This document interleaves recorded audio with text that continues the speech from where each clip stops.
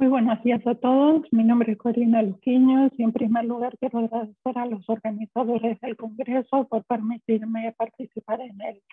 Me desempeño como investigadora en el Centro de Investigación Aplicada y Desarrollo en Educación de la Universidad Blas Pascal y como directora de la Asociación Civil Estrategias Educativas en Argentina. La presentación que voy a compartir con ustedes forma parte de mi tesis doctoral realizada en la Universidad Autónoma de Madrid. En el marco de esta sesión de factores de aprendizaje, mi presentación se va a centrar en las prácticas de liderazgo del director como factor clave de influencia indirecta sobre el aprendizaje de los estudiantes, específicamente en escuelas primarias que hacen a contextos desafiantes. Para llevar a cabo esta presentación, tendré en cuenta el orden de los apartados de todo informe de investigación clásico. Y para comenzar, si revisamos un poco los antecedentes sobre la temática del liderazgo escolar, a poco de andar sabremos que no es un tema nuevo. Hace décadas que se trata de comprender cómo el liderazgo incide en el aprendizaje de los estudiantes y también cómo contribuye a la mejora de la escuela. El concepto nació en la práctica hace 50 años, fue expandiéndose como un tema de interés internacional y fue evolucionando en diversos estilos hasta la primera década de este siglo, en que comenzó una capitalización mutua de hallazgos, considerando las principales características de cada uno de estos estilos como prácticas complementarias de lo que daría en llamarse un liderazgo integrado, liderazgo para el aprendizaje, o en términos de Leigold, un liderazgo sin calificativos. Aún así, no podemos decir que en este proceso se haya visto acompañado por un uso común de las conceptualizaciones y de las formas de medición. Ante este vasto marco de antecedentes, la primera pregunta que surge es si luego de tanto desarrollo se justifica seguir estudiando el tema. Pues a mi juicio, Grom brinda una muy buena respuesta a este interrogante.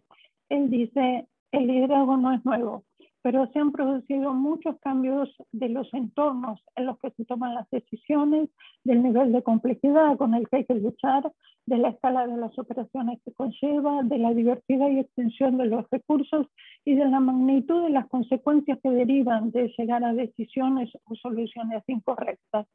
Desde este punto de vista, si algo se puede afirmar es que el liderazgo debió ir adaptándose a todos estos cambios para lograr resultados. Entonces se justifica seguir estudiándolo. Se hace necesario avanzar en conceptualizaciones más profundas, más precisas, con mayor representación cultural y territorial, y además, por supuesto, ir evaluando su vigencia. Muy bien, de este vasto campo de producciones del que hablamos, y específicamente por la calidad de su desarrollo, elegí el modelo teórico que elaboraron Keynes, Leigold y Karen Lewis entre 2004 y 2010 por comisión de la Fundación Wallace. Según este modelo, casi todos los directores que influyen positivamente en el aprendizaje de los estudiantes lo hacen indirectamente a través de la influencia directa que ejercen sobre los docentes.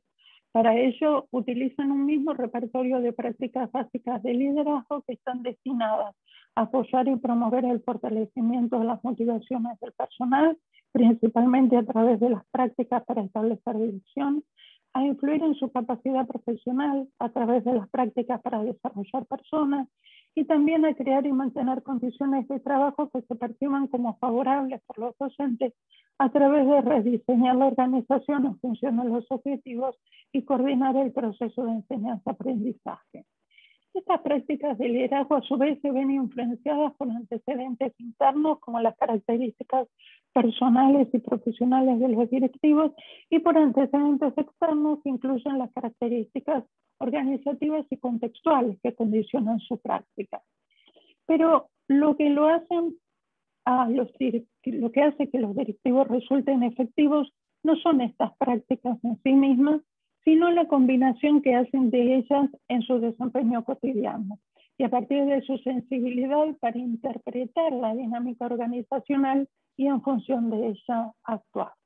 Por supuesto, la variable dependiente última de este modelo es el aprendizaje de los estudiantes, condicionado por su propia trayectoria familiar y escolar, y con esto quisiera redondear un poco entonces los antecedentes y el marco teórico elegido para poder pasar a los objetivos de la investigación. En mi investigación humildemente intenté replicar con adaptaciones el objetivo que dio origen a este modelo teórico que acabo de describir, aplicado a un entorno diferente. La hipótesis que sostuve es que las prácticas de liderazgo directivo inciden indirectamente en el aprendizaje de los estudiantes de escuelas primarias a través de la influencia que ejercen principalmente sobre la capacidad profesional, la motivación y las condiciones laborales percibidas de los docentes, todos ellos factores de su desempeño profesional. Por supuesto, teniendo en cuenta las condiciones organizacionales.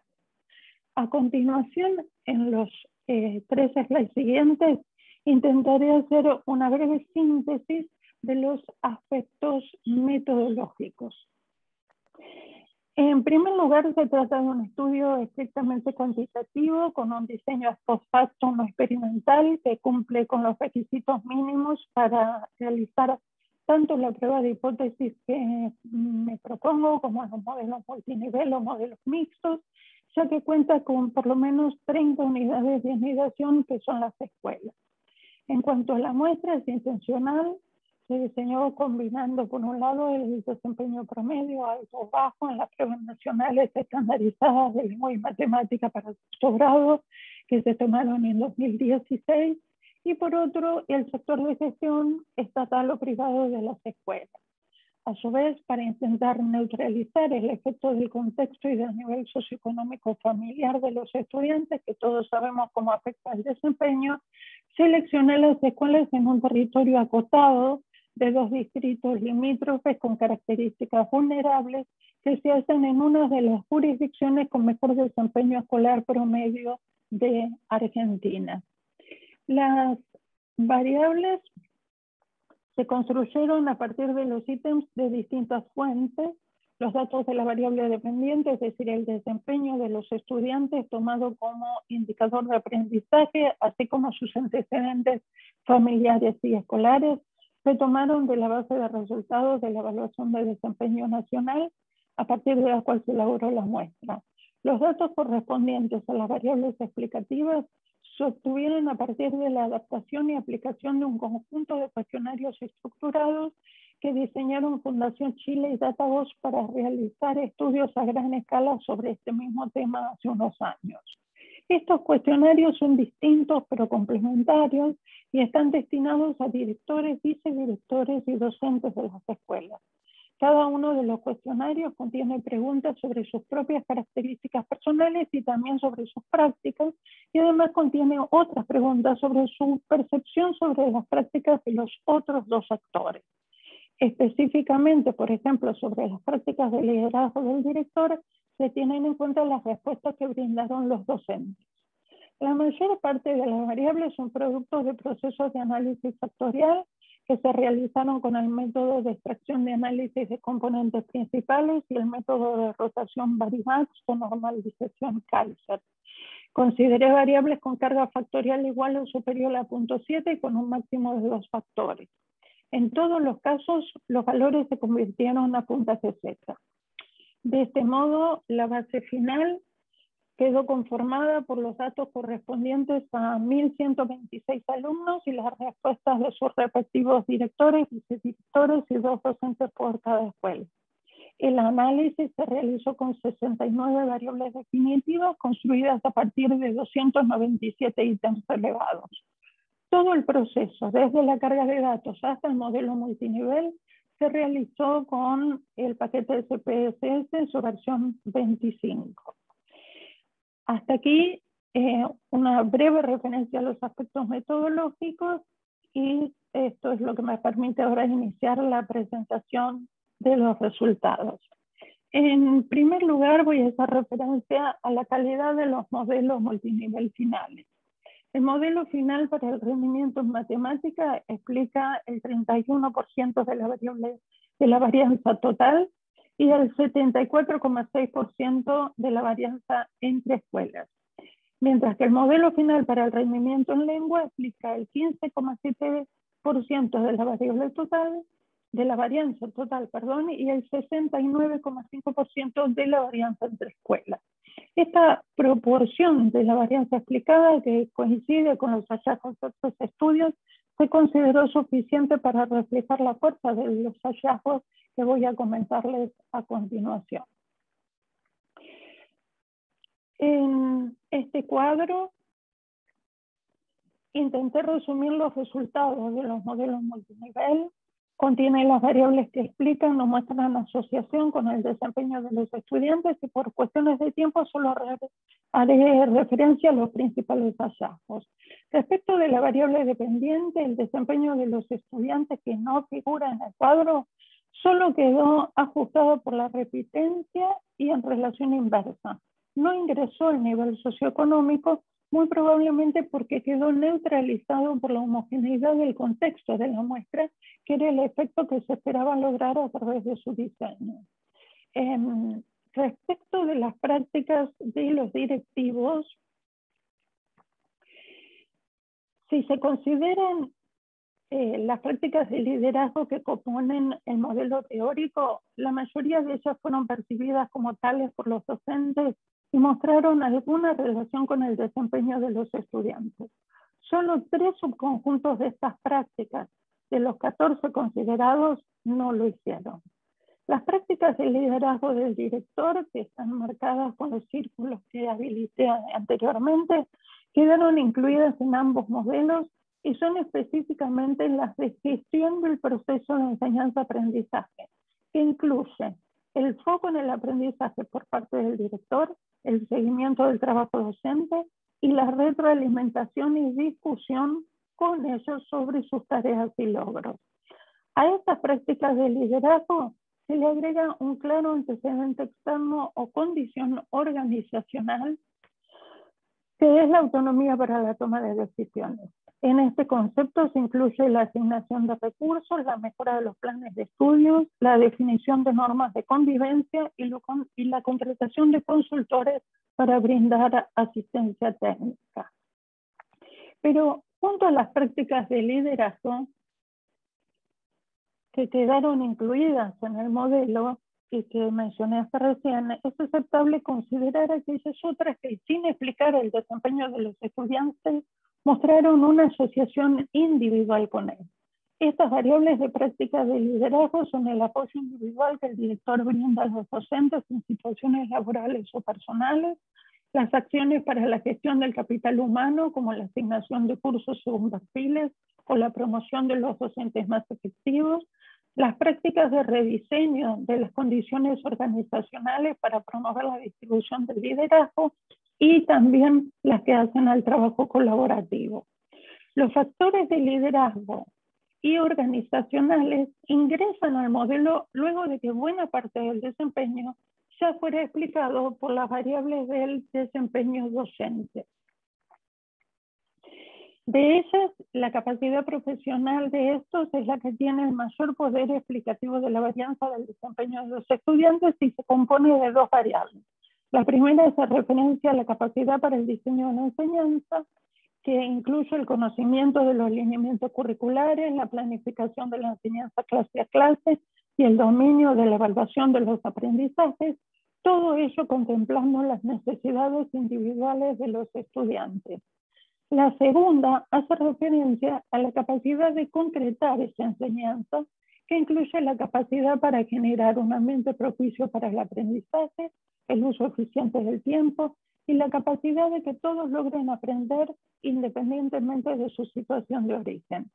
Esta capacidad de planificación y concreción de la enseñanza es percibida por los vicedirectores como cualidades de la mayor parte de los docentes de sus escuelas, lo que hace que además de concebirla como un factor individual del desempeño docente, se constituya en un fenómeno colectivo organizacional.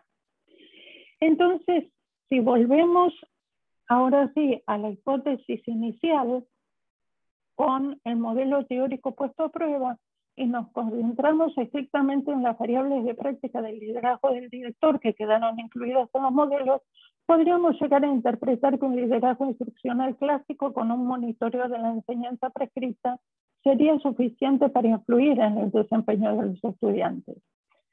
Sin embargo, esto no es tan certero. La significación de las variables de la capacidad profesional docente y el hecho que el resto de las prácticas de liderazgo, aunque no expliquen el desempeño de los estudiantes, muestren asociación con él, permitiría inferir que esto no es así, sino que la mayor parte de las prácticas de liderazgo consideradas tienen relación con el trabajo con docentes, sientan condiciones para que se produzcan, aunque por supuesto el determinante para influir sobre el desempeño de los estudiantes termine siendo el foco sobre los aprendizajes y la retroalimentación sostenida a los docentes sobre su trabajo.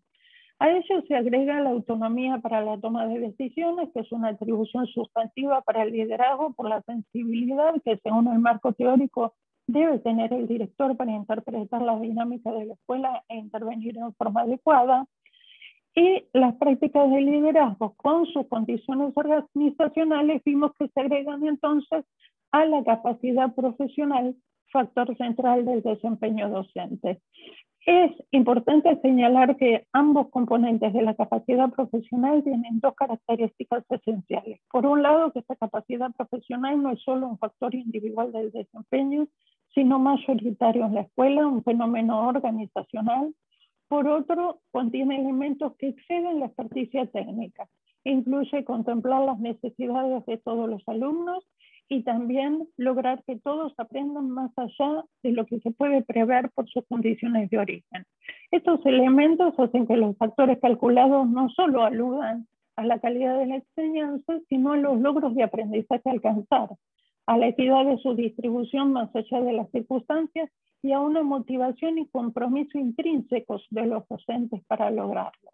Entonces, estos resultados permiten corroborar la influencia directa de las prácticas de liderazgo del director sobre los docentes e indirecta sobre el desempeño de los estudiantes.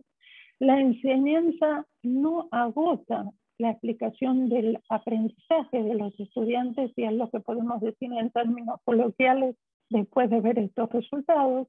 También se corrobora que la capacidad profesional es el primer factor de influencia sobre el desempeño de los estudiantes por sobre la motivación y la percepción de las condiciones de trabajo, y que las prácticas de liderazgo del modelo son reconocidas como tales por los docentes y tienen influencia sobre el desempeño docente. Sin embargo, no se llega a identificar que cada grupo de prácticas tenga una influencia específica sobre cada uno de los factores del desempeño docente, como plantea el modelo teórico.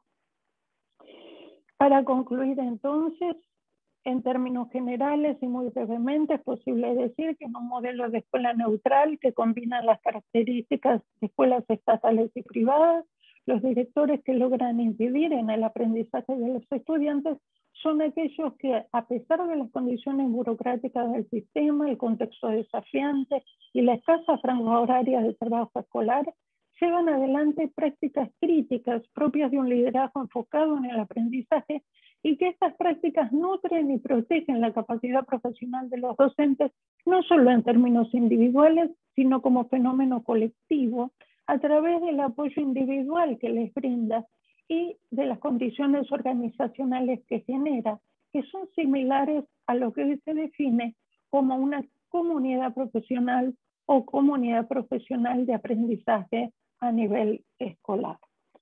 Bueno, muy bien, esto es todo.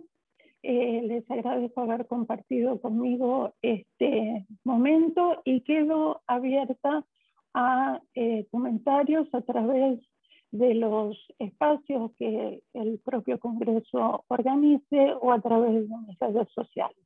Muchas gracias.